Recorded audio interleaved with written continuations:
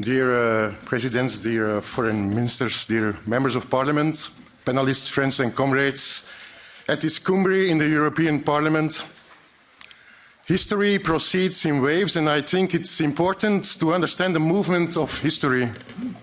The unipolar era under the dominance of the United States is coming to an end, and the future belongs to multilateral relations between countries and peoples with mutual respect and reciprocity without outside political or military interference.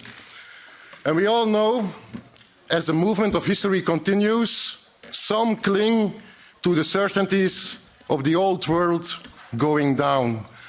And for some European forces, respect and reciprocity are still difficult concepts.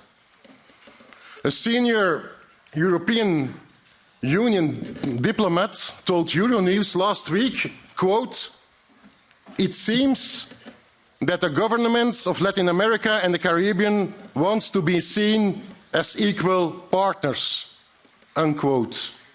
Literally. A high diplomat of the European Union last week, not 50 years ago, last week. It seems that they want to be seen as equal partners. And so it is this neo-colonial attitude that still haunts the minds of old forces.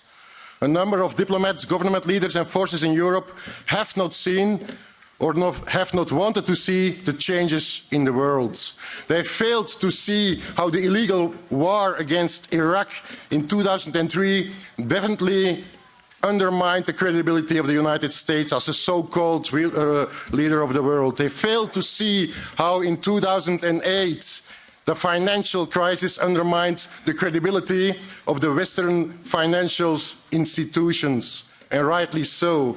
They failed to see how the rest of the world reacts differently to the war in Ukraine than the West. And I do not mean the issue of condemning Russian invasion, which is a violation of international law. I'm talking about the sanctions, economic sanctions, embargo, shutting down the SWIFT interbank system and freezing the central bank reserves. And everyone knows that all those sanctions can be used against other countries tomorrow and are in fact already used today against countries we're thinking about, among others, the criminal embargo and a blockade against Cuba. And recently, I will close with that, Fiona Hill, who is a former staff member of the Security Council in the United States, she said about the vote of the countries in the United Nations against the sanctions, that is nothing else as mutiny, she said.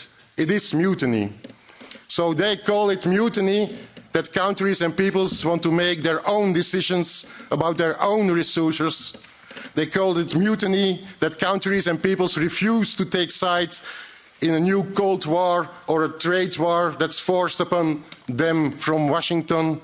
They call it mutiny that the unipolar era of the United States is quietly coming to an end.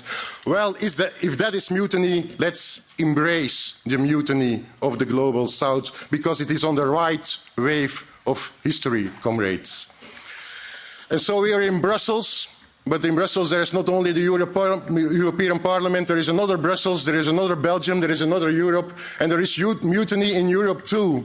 There are people suffering in Europe from inflation and poverty, and there is a class struggle in Europe going up and down like waves of the sea. And if we can get the mutiny of the North to lend a hand to the mutiny of the South and vice versa, we can turn the world around in a democratic, social and ecological direction the planet needs. So, viva el respeto, la amistad y la solidaridad entre los pueblos. Viva el motín. Long live mutiny. I thank you.